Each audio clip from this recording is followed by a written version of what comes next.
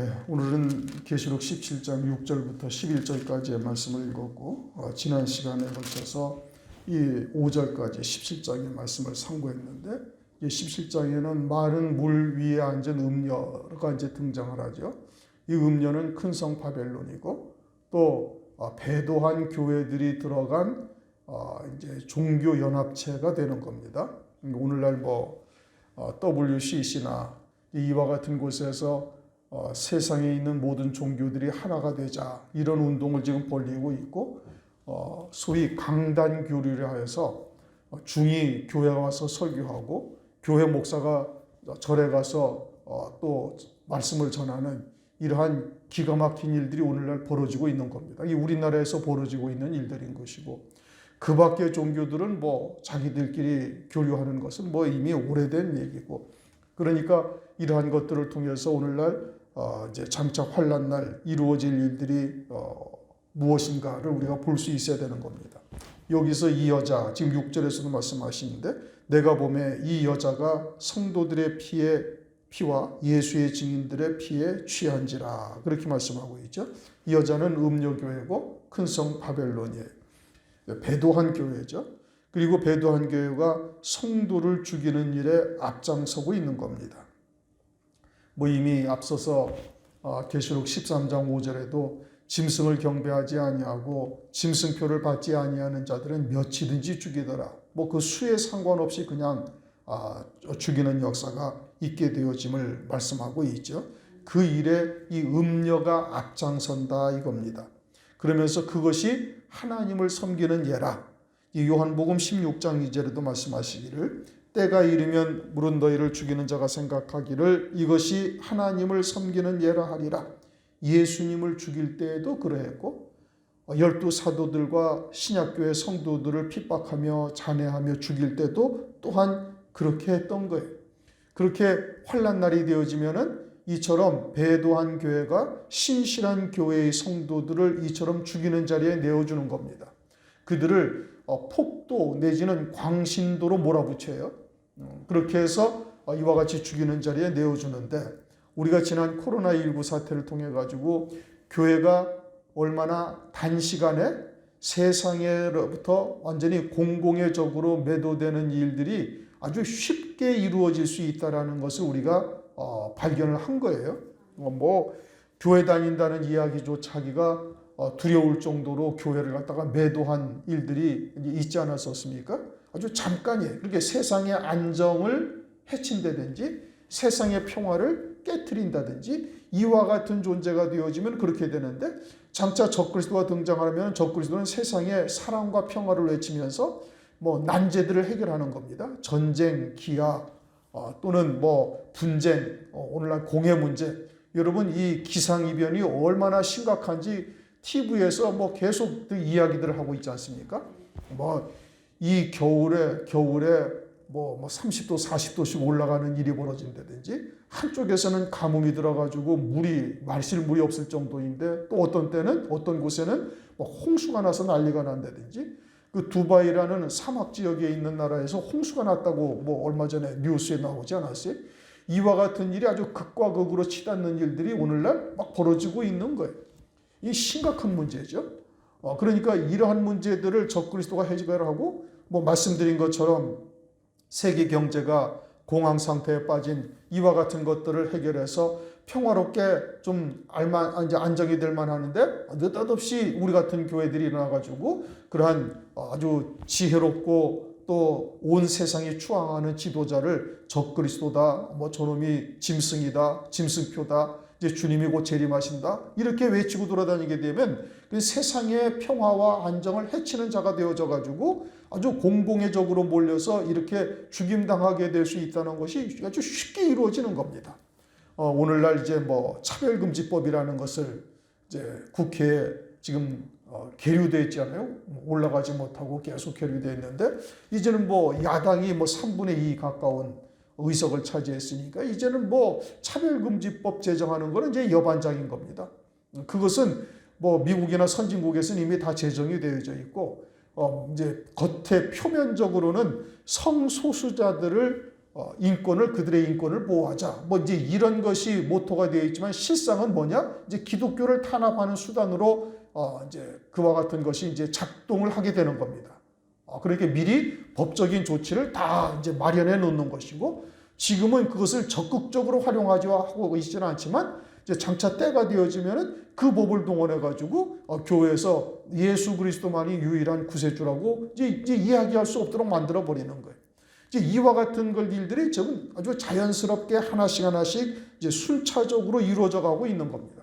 그래서 그와 같은 때가 되어지면은 이렇게 배도한 교회들에 의해서 신실한 교회들이 아주 사회에서 아주 공공의적으로 매도되는 것, 폭도 내지는 광신도 이렇게 매도돼 가지고 내치고 죽이게 되는 것이죠. 성령께서 지금 3절을 보시면 이렇게 말씀하시잖아요. 곧 성령으로 나를 데리고 광야로 가서 하면서 이렇게 성령으로 사도 요한에게 보여주시는 것. 이와 같은 비밀을 오늘날도 성령으로 우리에게 말씀해 주시고 있는 겁니다. 7절 끝부분에도 짐승의 비밀이라고 그러잖아요. 음녀교회 또는 적그리스도, 이것이 이와 같은 세상에 속한 교회들에게는 비밀이에요. 그들은 도무지 깨달을 수가 없는 겁니다. 오늘날도 이와 같이 교회가 교회를 핍박하고 잔해하는 일을 하게 될 것이다 라고 외치면 어떻게 돼? 이상한 설교한다고 그러는 거예요. 하나님의 말씀을 어떻게 그렇게 보냐? 어떻게 교회가 교회를 핍박하고 죽이는 자리에 내어줄 수가 있는가? 단박에 대들고 반문하는 겁니다. 그리고는 이단시하죠. 그러니까 이것은 성령으로 깨닫게 하지 아니하시면 도무지 알 수가 없는 일인 거예요. 그러나 예수님 당시 예수님을 십자가에 못 박아 죽이는 자들이 어떻게 죽였어요? 하나님의 이름으로 죽인 거예요. 제자들을 죽일 때 어떻게 죽였어요? 그렇게 죽인 거예요. 장차 환난 날에도 또 똑같은 일들이 벌어지게 되어지는 겁니다. 그러면서 내가 그 여자를 보고 기이 여기고 크게 기이 여긴다. 첫 번째 기이 여기는 것은 어떻게 예수 그리스도를 구세주로 믿는 자들이 적그리스도를 그리스도처럼 섬길 수가 있는가. 이게 기가 막힌 일이다 이겁니다. 이게 참으로 기이한 일이다 이런 뜻인 겁니다.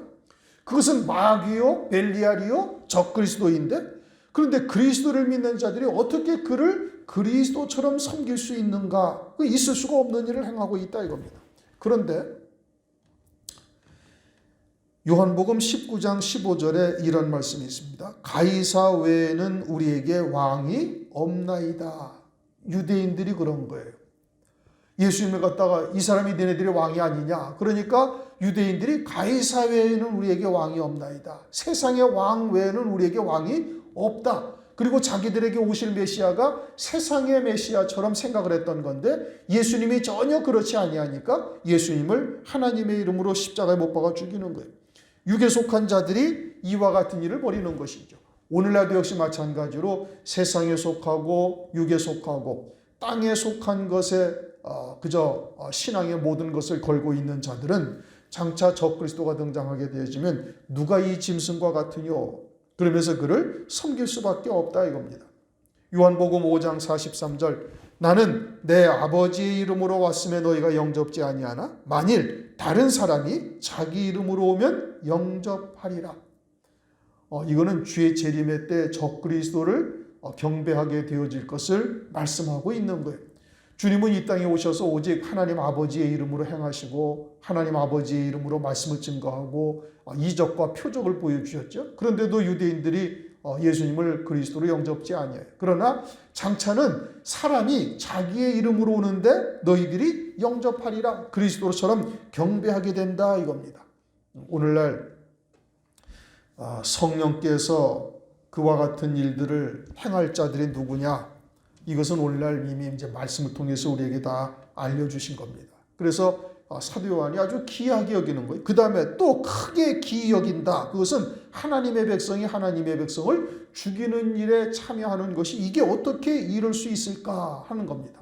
그런데 실상은 그것은 가인과 아벨 때부터 이어진 것이고 야곱과 에서의 때도 그러한 것이고 또 예수님 당시에 유대의 대제사장과 서기관들이 예수님을 그렇게 십자가에 못 박아 죽인 거예요. 그리고는 조금 전에 말씀드린 것처럼 요한복음 16장 2절 사람들이 너희를 추례할 뿐 아니라 너희들을 죽이는데 이것이 하나님을 섬기는 예라 하면서 너희들을 죽일 것을 말하고 있죠. 그와 같은 일들이 계속되어져서 환난 날에도 그 조상들의 양을 채우게 되어질 것을 말씀하고 있는 겁니다. 계시록 18장 24절 선지자들과 성도들과 및 땅 위에서 죽임을 당한 모든 자의 피가 이 성중에서 보였느니라. 바벨성 안에 그 피가 홍건히 고여 있다라고 지금 말씀하고 있는 거예요. 다시 말하면 그들이 죽이는 자리에 내어주고 그들을 죽이는 일에 참여했음을 말하고 있는 겁니다. 이것은 오늘날도 사람의 계명으로 살고 있는 자들, 세상에 속한 말, 혼잡한 말로 사는 자들이 결국 이와 같이 배도하고 음료교회가 되어져서 장차 신실한 교회를 이처럼 죽이는 자리에 내어주게 되어질 것을 말씀하고 있는 겁니다. 그런데 이와 같은 것이 뭐라고요? 비밀이다 이겁니다. 그러니까 그들에게는 깨닫지를 못하는 거예요. 7절 천사가 가로되 왜 기이 여기느냐 내가 여자와 그의 탄 바 7머리 10뿔 가진 짐승의 비밀을 네게 보이리라. 그러니까 비밀이라고 그러니까 지금도 그와 같은 혼잡한 말씀으로 사는 자들은 이것을 도무지 깨달을 수도 없고 증거해줘도 듣지도 못하는 겁니다. 짐승이 누군지도 분별하지를 못하는 거예요. 그리고는 이 여자가 지금 짐승을 타고 있다 그러죠. 7머리 10뿔 가진 짐승의 비밀을 내고 그래요. 내가 여자와 그의 탄 바 7머리 10뿔 짐승의 10뿔 가진 짐승의 비밀을 내게 보이리라. 내게 보이리라. 짐승을 타고 있다라는 것은 그 적그리스도의 권세에 야합해서 그 권세를 누리고 있는 겁니다. 그러니까 이와 같은 하나님의 뜻을 깨닫는 데는 하나님의 특별한 지혜, 성령께서 인도하시는 역사가 있어야 되는 것이죠. 지난번에도 말씀을 드린 것처럼 적그리스도가 등장해서 세상의 모든 난제들을 해결하고 그와 같은 세상의 구세주와 같은 모습으로 등장을 하지만 그러나 종교계가 그를 그리스도처럼 경배하지 않으면 쫓지 아니하면 있을 수가 없는 일이죠. 이제 그것을 위해서 이제 종교 통합 일치 운동을 지금 벌이고 있고 이제 그와 같은 거짓 선지자가 등장할 기반을 다 마련해 놓고 있는데 이와 같이 세상에서 마치 구원자처럼 등장하는 자들을 통합된 종교 조직이 그를 그리스도로 추앙하고 따르게 되는 겁니다. 그러면 온 세상에 있는 소위 말하는 영적인 지도자라는 자들이 그 적그리스도를 그리스도처럼 경배하게 되어지니까 세상 사람들은 다 영적인 지도자로 인정하게 되어지는 것이죠. 그렇게 이제 이와 같이 짐승의 비밀을 보여주신다고 말씀을 하고 있는데 말씀드린 것처럼 이것은 7 금초대 교회를 통해서만 알게 하시는 거예요. 7 금초대 교회로서는 아는 일이지만 그러나 세상에 속한 교회들은 전혀 깨닫지 못하고 알 수도 없다 이겁니다. 그 음녀가 될 자들에게는 음녀와 7머리 10뿔 짐승이 크게 비밀이죠. 그러니까 알지 못하니까 짐승표를 받고 멸망의 길로 갈 수밖에 없게 되어지는 겁니다. 오늘날도 교회가 세상의 정치에 참여하고 세상의 구원이 교회의 목표인 것처럼 말하는 곳이 있다면 그건 참으로 심각한 겁니다. 천주교가 세상의 구원을 모토로 하고 있잖아요. 그러니까 천주교에 보면은 여러분들도 그 뉴스에 종종 들으셔서 아시겠지만 정의 구현 사제단이라는 것이 있어요. 사제들이 모여서 사회의 정의를 구현하겠다 이거죠. 그러나 우리는 교회는 하나님의 나라를 쫓는 것이 교회지 세상의 정의를 구현하기 위해서 주님께서 이 땅에 십자가 위에서 죽임당하신 건 아니에요. 천주교는 그렇다 할지라도 그러면 개신교들은 그와 같은 것에서 하나님의 나라와 세상 나라를 구별할 수 있어야 될 것인데 즉 마태복음 6장에서 말씀하시는 먼저 그의 나라와 그의 의를 구하라. 그의 나라라는 것은 하나님의 나라를 구하라는 것이지 세상 나라를 구원하라는 것이 절대 아니에요. 세상의 구원을 위해서 주님이 십자가 위에서 죽임당하신 것이 아니다 이겁니다. 그런데 이 개신교의 몇몇 교단들은 사회 구원이 신앙의 목표가 되어져 있어요. 사회 구원이 신앙의 목표가 아니라 우리 개개인의 영혼의 구원이 우리의 신앙의 목표가 되어야 되는 거예요. 그런데 그렇지 아니하고 이처럼 세상에 자꾸 발을 들여놓게 되니 정치에도 참여하게 되어지고 마치 사회의 구원이 교회의 목표인 양 이야기를 하게 되어지고 이것을 크게 잘못 보고 있는 겁니다. 그러면은 그러한 교회들은 짐승이 등장하면 그냥 100% 등장하자마자 그냥 짐승표 받고 짐승을 경배하는 자들로 전락하게 되는 겁니다. 깨닫지를 못하고 있는 것이죠. 8절, 이제 8절부터 11절까지 이제 이 7머리 10뿔 짐승에 대해서 말씀하시는 건데 이제 상당히 좀 어려운 겁니다. 이건 다니엘서를 하면서도 지금 여러 차례 말씀을 드린 건데 이 부분에 대해서 확실하게 깨닫고 있어야 돼요. 이 부분은 지금 요한계시록으로는 해답이 없어요. 그 해답은 어디에 있어요? 다니엘서에 있어요. 다니엘서 7장, 다니엘서 8장, 다니엘서 11장에 요 말씀에 대한 해답이 정확하게 들어있는 겁니다. 그러니까 다니엘서가 마지막 때에 이루어질 이 적그리스도의 환난과 주의 재림에 대해서 설명하고 있는 것이고 요한계시록과 짝을 맞추어서 이 부분에 대해서 정확한 뜻을 알게 하시는 거예요. 8절, 네가 본 짐승은 전에 있었다가 시방 없으나 장차 무적행으로부터 올라와 멸망으로 들어갈 자니. 이 짐승은 7머리 10뿔 짐승이죠. 이제 15절 이하에 다시 쭉 설명을 하셔요. 그런데 이 짐승이 어디서 올라온다고요? 무적행에서 올라온다. 그럼 무적행은 지금 불택자들, 더러운 귀신들이 있는 곳인데 거기서 이 짐승이 올라온다는 얘기냐, 부활한다는 얘기냐, 그런 뜻이 아닌 겁니다. 이것이 이제 그래서 다니엘서 7장, 8장, 11장과 말씀이 관련된다라고 이미 말씀을 드린 거예요. 다니엘서 7장을 보면 7장에도 작은 뿔이 등장하고 다니엘서 8장에도 작은 뿔이 등장해요. 그런데 다니엘서 7장에서의 작은 뿔은 적그리스도를 의미하고 있는 겁니다. 이제 바다에서 네 짐승이 올라오잖아요. 다니엘서 7장을 보면 바다에서 네 짐승이 올라와요. 뭐 사자 또는 뭐 곰, 표범, 그리고 네 번째가 10뿔이 등장을 해요. 이것은 이제 마지막 환란의 때 있게 되어질 열강들의 세력인데 결국은 네 번째 등장한 네 뿔 가운데 한 뿔이 작은 뿔이 등장을 해서 세 뿔이 뿌리째 뽑히고 그리고는 나머지 7뿔도 이제 거기에 다 귀속이 되는 이제 이것을 말씀하고 있죠. 그러니까 다니엘서 7장에서 말씀하시는 작은 뿔은 장차 환란 때 나타날 적그리스도를 나타내고 있는 겁니다. 그리고 다니엘서 8장에서도 또 작은 뿔이 등장을 해요. 그런데 다니엘서 8장에 등장하는 작은 뿔은 그건 실존적 역사적 인물이에요. 다니엘이 예언한 이후에 100몇십 년이 지난 후에 그리고 나서 실제로 이제 헬라 나라가 네 나라로 나누어지고 그 네 나라로 나누어진 뒤에 북쪽에 있는 시리아 왕 가운데 안티오커스 에피파네스라는 사람이 있어요.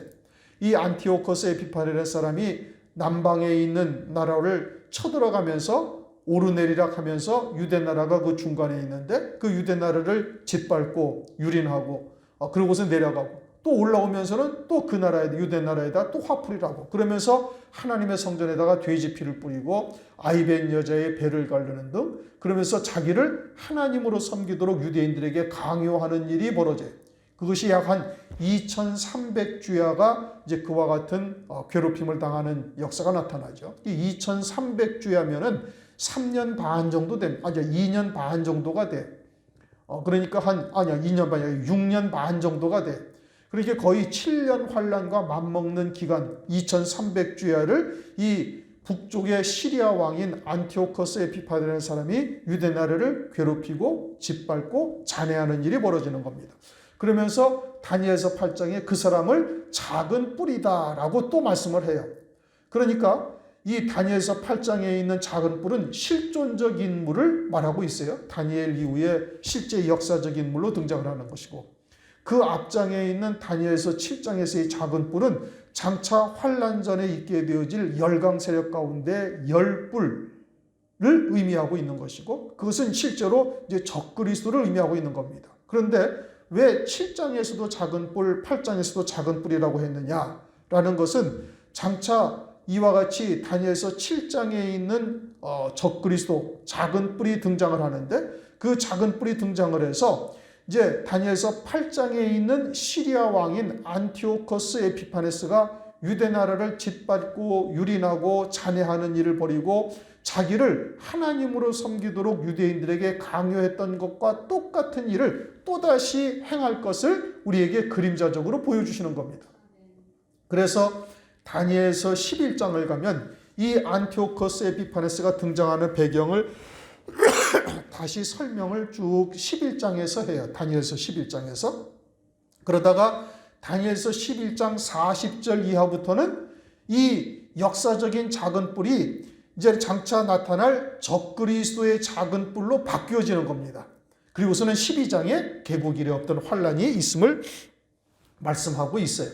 그러니까 다니엘서 7장, 다니엘서 8장, 다니엘서 11장을 통해서 이 작은 뿔이 어떠한 존재인가, 어떻게 이 땅에서 영적인 이스라엘 하나님의 백성들을 괴롭히고 잔해한 일을 할 것인가를 그림자적으로 보여주었고, 그와 같은 똑같은 인물이 등장을 해서 장차 하나님의 교회를 이처럼 핍박하고 잔해하는 일을 하게 되어질 것을 그림자적으로 보여주고 있다 이겁니다.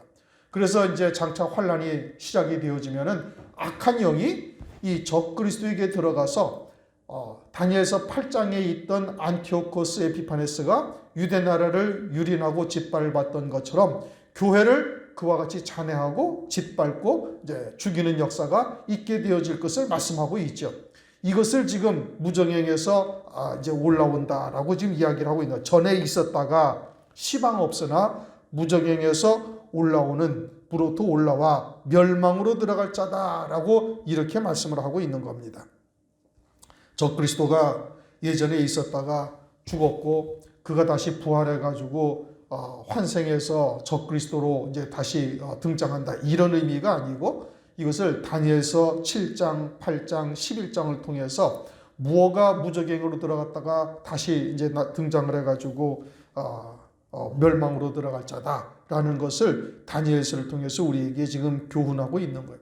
이게 멸망으로 들어가는데, 이것은 뭐 계시록 19장을 보면은 이 짐승과 거짓 선지자가 제일 먼저 산채로 지옥 불못에 던져지는, 그 지옥에 최초로 들어가게 되어지는 자들이 되어질 것을 말씀하고 있죠. 그러니까 적그리스도는 반드시 신년 환란 가운데 권세를 잡아서 이와 같이 어둠의 주관자로서 활동을 하다가 환란이 끝남과 동시에 이와 같이 지옥 불못에 던져질 자다라는 것을 먼저 우리에게 말씀하고 있는 겁니다. 그러면은 그와 같은 결말을 확실하게 깨닫고 믿는 자라면 그를 두려워할 필요가 없는 것이죠. 이게 멸망으로 들어갈 자라 확정이 된 자다 이겁니다. 그래서 멸망으로 들어갈 자다. 땅에 거하는 자들로서 창세 이후로 생명책에 농명되지 못한 자들이 이전에 있었다가 시방 없으나 장차 나올 짐승을 보고 기이 여기더라. 기이 여긴다라는 것은 그를 경배하고 섬기며 짐승표를 받고 그리스도처럼 섬기게 되어진다 이겁니다. 누가? 땅에 거하는 자들. 다시 말하면 땅에 속한 자들을 말하는 거예요. 계시록 12장 12절을 보면은 어떻게 말씀하시는 거 아니? 그러므로 하늘과 그 가운데 거하는 자들은 즐거워라. 그러나 땅과 바다는 화 있을진저 이는 마귀가 자기의 때가 얼마 못된 줄 알므로 크게 분내어 너희에게 내려갔습니다. 의 말씀에서 땅과 바다는 마귀가 내려가서 활동하고 있는 곳임을 말하고 있죠. 그처럼 마귀의 종이 되어져서 사는 자들, 땅에 거하는 자들이 기이 여기는데 그들은 생명책에 농명되지 못한 자들이다 이겁니다. 생명책에 농명되지 못한 자들이 이와 같이 짐승을 보고 경배하고 짐승표를 받게 되어질 것을 말씀하고 있고, 그들은 땅에 거하는 자다, 세상에 속한 자요 육에 속한 자들이다 라고 말하고 있는 겁니다. 그런데 이제 일반적으로 요한계시록을 해석을 하는 데서 이 생명책을 뭐라고 얘기를 하는가? 이게 하나님의 자녀들이 다 이름이 기록된 생명책이다. 그래서 교회는 다 구원받고 세상은 멸망받는다 라고 이야기를 하고 있는데, 그것은 성경을 아주 잘못 보고 있다 이겁니다. 음료는 배도한 교회요, 땅에 속한 자들이요, 세상에 속한 자들이요, 혼잡한 말로 살고 있는 이와 같은 성도들을 의미하고 있는 겁니다. 땅에 거하는 자, 무엇인지 우리가 잘 봐야 되는 것이고, 그리고 그 생명책이라는 것은 어떤 생명책이에요? 어린 양의 생명책을 말하는 것이죠. 계시록 13장 8절 죽임당한 어린 양의 생명책에 창세 이후로 농명되지 못하고 이 땅에 사는 자들은 다 짐승에게 경배하리라. 이건 뭐 요한계시록에서 정확하게 정의를 딱 내리고 있는 겁니다. 짐승표를 받고 짐승을 경배하는 자들이 어떠한 신앙인가, 또 어찌한 자들이 이와 같이 짐승을 경배하지 아니하는 자들인가, 이것은 요한계시록에서 정확하게 설명하고 있고, 또 다니엘서 12장 1절에서도 말씀하고 있잖아요.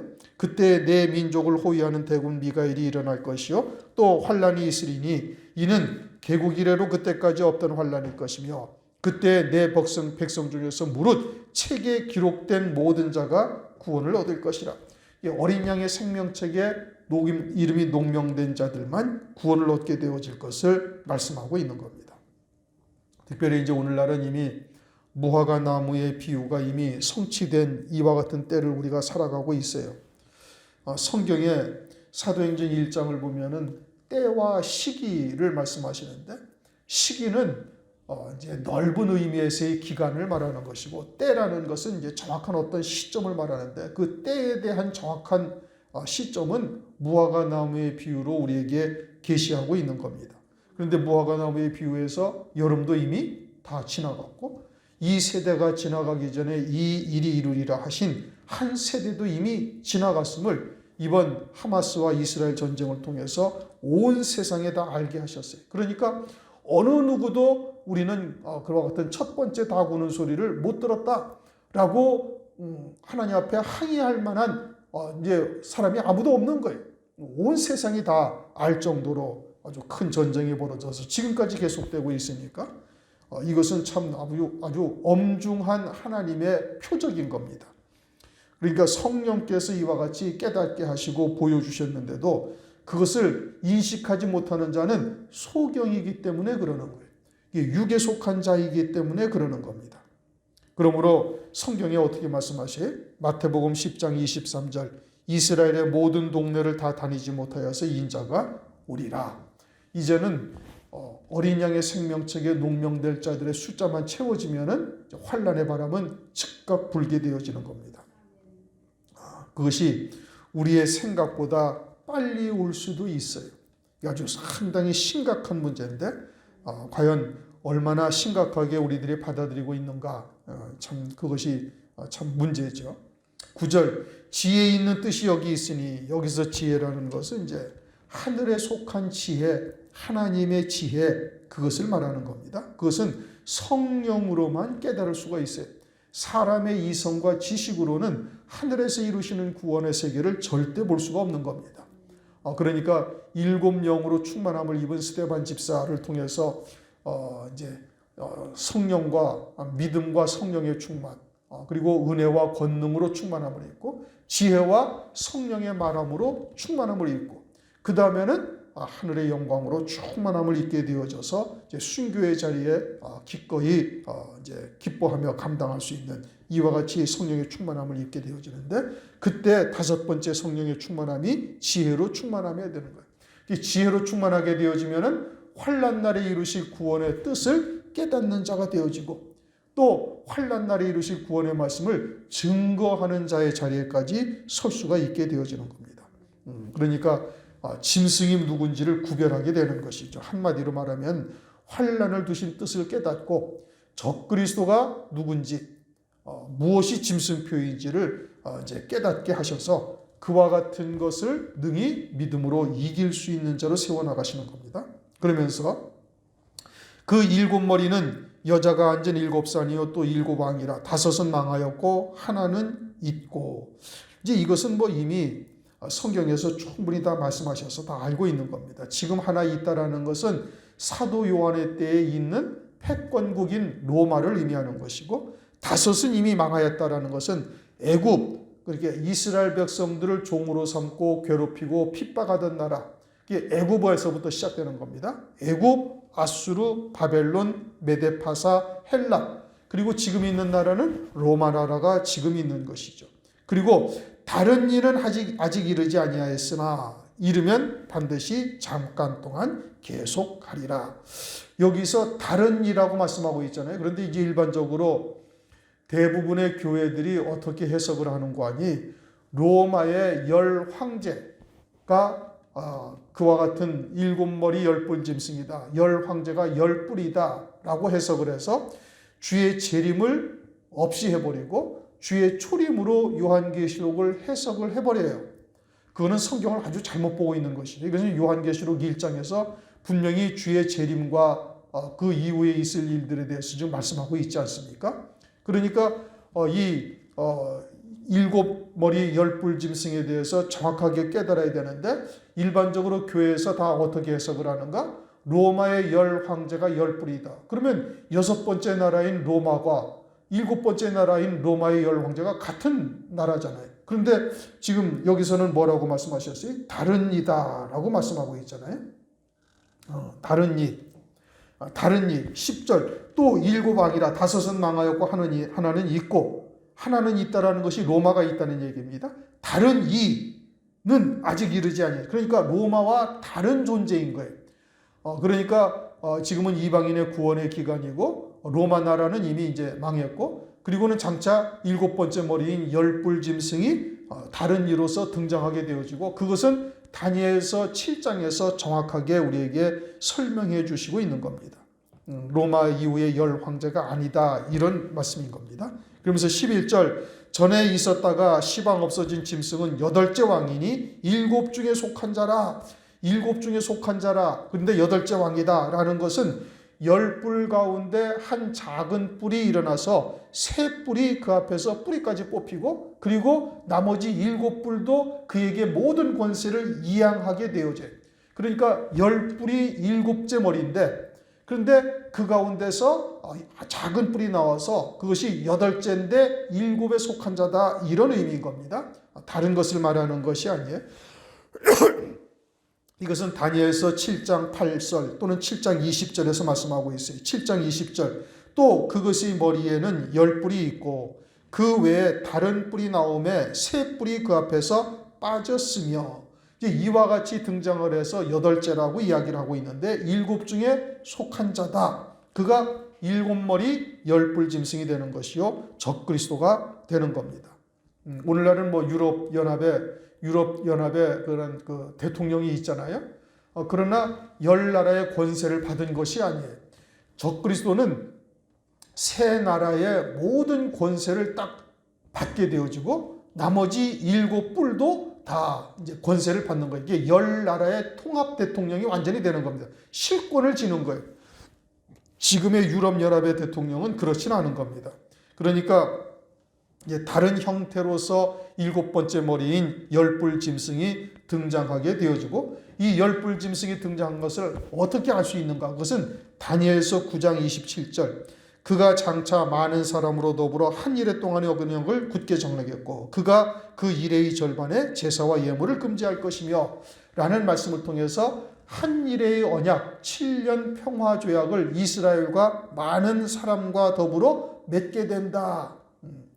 여러분들 이스라엘이라는 나라가 가자 지구에 있는 백성들, 국민들을 갖다가 3만 명 이상을 죽였잖아요. 이번 전쟁을 통해서. 이게 세상에서 점점 이스라엘의 위치가 약해지는 겁니다. 미국도 이스라엘에 대해서 반대의 목소리를 아주 내고 있고, 뭐 유럽은 말할 것도 없고, 이제 이러할 때 장차 이제 적그리스도가 등장을 해서 이스라엘과 또는 많은 나라와 한 일해 동안의 언약을 굳게 정하는 거예요. 그들의 나라를 보장해주는 역사가 있게 되어진다 이겁니다. 그리고서는 이제 율법을 따라 예물을 드릴 수 있도록 이제 그들에게 제공을 하는 거예요. 지금은 이제 솔로몬 성전이 지어졌던 자리에 회교도 사원이 있잖아요. 그러나 이스라엘 백성들은 율법을 쫓아서 그 자리에다가 솔로몬 성전과 같은 성전을 세우고 율법을 따라 희생을 드리는 것을 최고의 지금 소망으로 삼고 있고 모든 것을 준비하고 있는 거예요. 그런데 적그리스도가 등장하려면 그 한 일의 절반의 제사와 예물을 금지한다. 그러면은 절반의 전 3년 반에는 제사와 예물을 드리게 한다는 것이죠. 이제 이것을 통해서 적그리스도의 등장을 우리가 정확하게 딱 알 수가 있게 되어지는 겁니다. 그러므로 이제는 그 일곱 머리 열뿔 짐승의 등장을 우리가 이제 눈여겨 볼 수가 있게 되는데, 이제 그는 결국은 어떻게 된다? 멸망으로 들어가리라, 그렇게 말씀을 하고 있죠.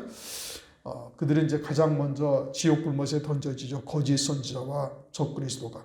그러나 이와 같은 자들이 등장을 해서 아주 상당한 권세를 휘두른다 할지라도 그것은 7년 동안 잠깐의 권세로서 끝나버리고 마는 거예요. 그러니까 그와 같은 권세에 우리가 구차하게 목숨을 구걸하지 아니하면서 당당하게 우리의 신앙의 정절을 끝까지 지켜서 순교할지라도 그 신앙의 정절을 지켜서 이와 같은 첫째 부활의 영광에 이르게 되어지는 이와 같은 역사가 우리에게 임할 수 있기를 예수 그리스도의 이름으로 축원합니다. 기도합니다. 하나님 감사합니다. 오늘도 요한계시록 17장의 말씀을 통해서 음료교회가 성도들의 피에 취하는 일과 또 일곱 번째 머리인 열뿔 짐승의 등장이 어떻게 이루어지는가를 우리가 말씀을 통해서 깨닫게 하심을 감사를 드립니다. 이것은 성령으로만 알 수 있는 일이요, 저들에게는 이와 같은 일들이 비밀이다. 성경에서 말씀하시니 짐승이 누구인지 알지도 못하고 짐승을 경배하고 짐승표를 받다가 결국은 하나님의 진노의 심판의 대상이 되는 음료교회가 있음을 우리가 분별할 수 있게 하심을 감사를 드립니다. 이러한 일들을 통해서 우리의 신앙을 더욱더 견고히 하고 어찌하든지 죽임당한 어린 양의 생명책에 우리의 이름이 농명되는 일에 전심전력 달려갈 수 있게 하시옵소서. 성령께서 그와 같이 또 예비된 자들, 환난 날에 사역할 14만 4천의 종들들 발걸음을 인도하셔서 함께 이러한 말씀으로 아구까지 채우고 환난 날에 예언의 권세를 가지고 증거할 수 있도록 역사하여 주시옵소서. 예수 그리스도 이름으로 감사하며 기도드립니다.